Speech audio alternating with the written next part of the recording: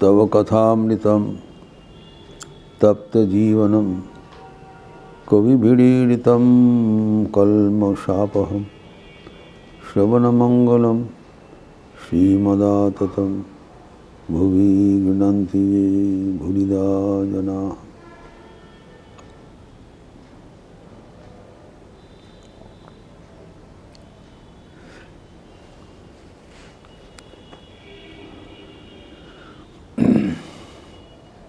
हम लोग देखते हैं कि श्री रामकृष्ण कथामृत जैसे सर्वशास्त्रों का सार है, कारण है भगवान का वाणी है, वैसे ही बचरामृत में श्री ठाकुर इंगित कर रहे हैं कि भगवद गीता भी सर्वशास्त्र की सार है। अर्थात Vachanamrita is authenticating Shri Bhagavad Gita once again. इतना सालों हजारों साल हो गया, कहा जाता है 5000 साल, इतना साल का पुराना जो भगवान का वाणी है वो आज भी प्रासंगिक है।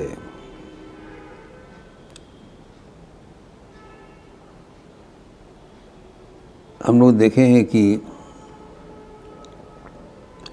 प्रस्थानत्रय में भगवद गीता को स्मृति प्रस्थान कहा जाता है। जो उपनिषद है, जो वेदांत का वाणी है, वो श्रुति प्रस्थान कहलाता है, जो कभी समय के साथ बदलता नहीं। इसको भगवान को निश्वास कहलाता है।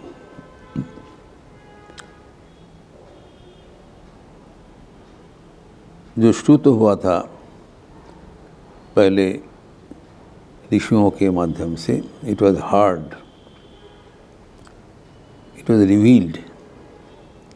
जैसे प्रणव शब्द ब्रह्म सुना जाता है, इट इज रियलाइज्ड। वैसे उपनिषद का वाणी सुना गया था और वो शिष्य प्रशिष्य का परंपरा में अभी तक अव्याहत है।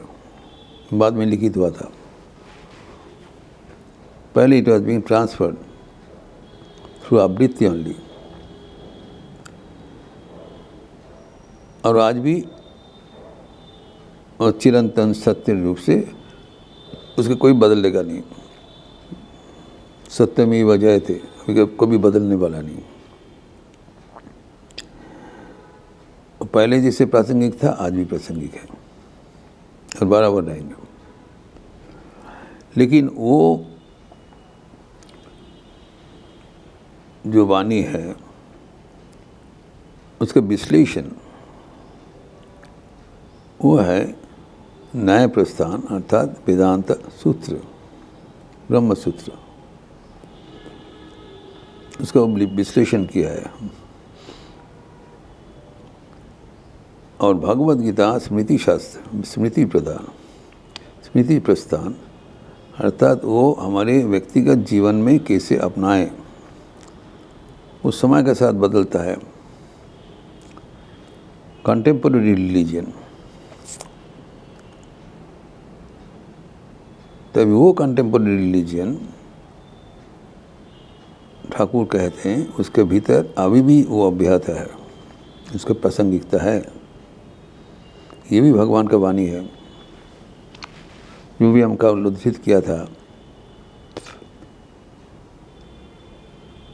समता त्याग सिखावनी, हरिमुख की वाणी, सकल शास्त्र की स्वामिनी, श्रुतियों की रानी, जय भगवद गीता। सकल शास्त्र का सार है एवं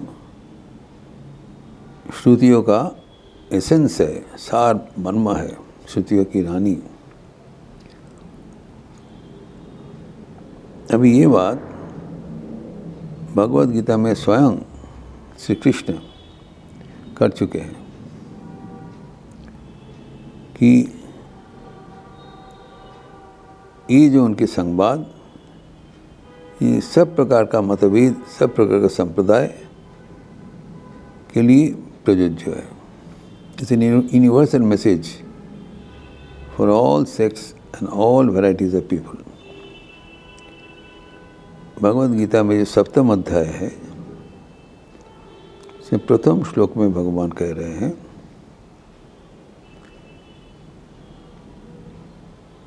मयि अर्पित मनो ये माम,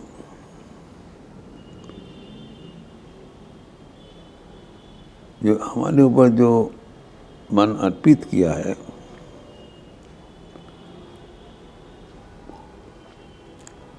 वो असंशय समग्र माम यथा ज्ञास्यसि तच्छृणु। तो हमारे ऊपर जो निर्भरशील आसक्त है,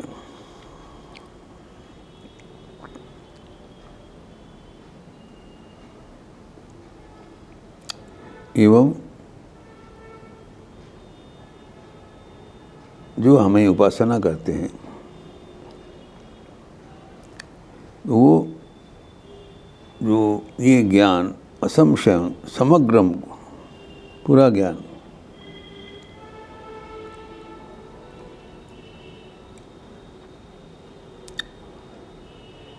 जो समग्र मतलब भगवान का जितने प्रकार का रूप होना संभव,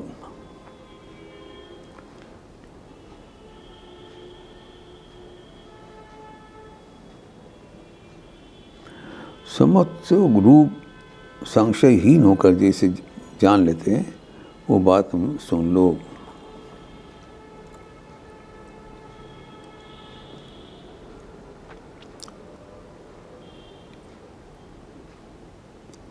ये जो था माम उपासते, अर्थात हमारे ऊपर जो आसक्त चित्त है, इम्पोर्टेंट है, जो भगवान को ही चाहते हैं एवं चाहकर भगवान का ही उपासना करते हैं,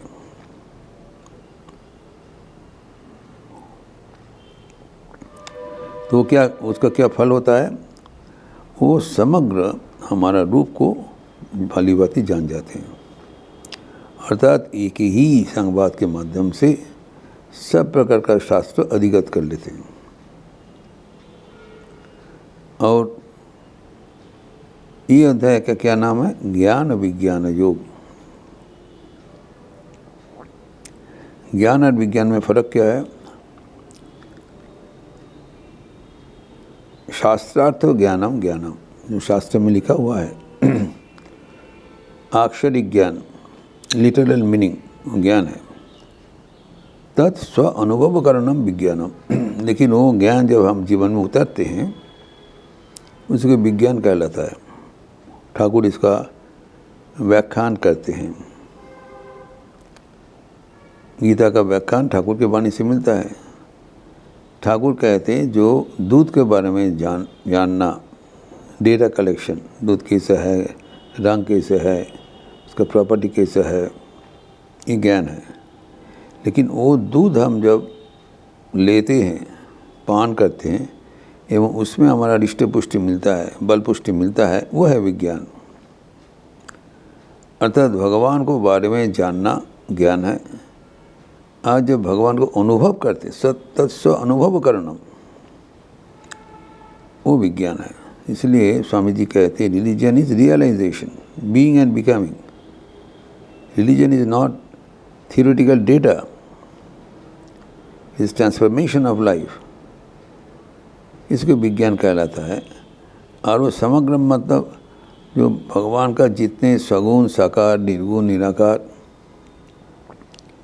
भक्ति, ज्ञान और भगवान के जितने रूप है, द्विभुज, चतुर्भुज, बहुभुज, सहस्त्रभुज, सबका ज्ञान एकमात्र वो किताब से मिल जाएगा। ये भगवान को जो वाणी है, स्वयं भगवान इसका स्पष्टीकरण कर रहे हैं अपना 7वें अध्याय में। कि हमारा जो समग्र रूप है, तो सर्वशास्त्र में जितने उपाय से ही भगवान को पाने के लिए निर्दिष्ट हुआ है, सब कुछ समेट करके एक ही किताब में भगवान उसको उल्लेख किए हैं। तो ये अत्यंत महत्वपूर्ण किताब है जो कि ठाकुर यहाँ पर उल्लेख किया है मास्टर महाशय को। ये सब कुछ तुम एक ही किताब में मिल जाएगा, तुमको तुम पढ़ो नहीं, बोला हम पढ़े हैं। तो मास्टर महाशय के माध्यम से ठाकुर हमें सबको ये मैसेज दे रहे हैं, हमें सबको भी भगवद गीता अध्ययन करना चाहिए, ताकि उसमें हमारा सारा शास्त्र का सार एक ही किताब से मिल जाएगा। जब हम इस अनुरूप भगवान का वाणी, श्री रामकृष्ण का वाणी अनुसरण करते हुए उनका दिया हुआ जो उपदेश है वो जीवन में अपनाएंगे, तभी वो फायदेमंद होगा। ये जो ज्ञान हमें मिला है, ये भगवद गीता नियमित पठनीय, वो सिर्फ पढ़ने का नहीं, वो जीवन में करणीय है, तब इसका फायदेमंद होगा, कार्यकरी होगा। उससे क्या होगा, भगवान का नाना प्रकार जो पंथा है, जितने मत उतने पद, सब हम अधिगत कर जाएंगे। ये समन्वयकारी ही तो भगवान श्री रामकृष्ण का आविर्भाव का कारण, ये सब कुछ मतवाद को मिलाकर एक ही जीवन में केंद्रीभूत करना। इस प्रसंग को और भी आगे बढ़ाते हम अगले दिन चर्चा करेंगे। ओम शांति शांति शांति। हरि ओम तत्सत। श्री रामकृष्णार्पणमस्तु। आज मंगलवार का अवसर है, संदर्भ के उपरांत हनुमान चालीसा होगी, लिपि दिया जाएगा। आप सबका स्वागत है। अच्छे रहिए, स्वस्थ रहिए, आनंद में रहिए। नमस्कार।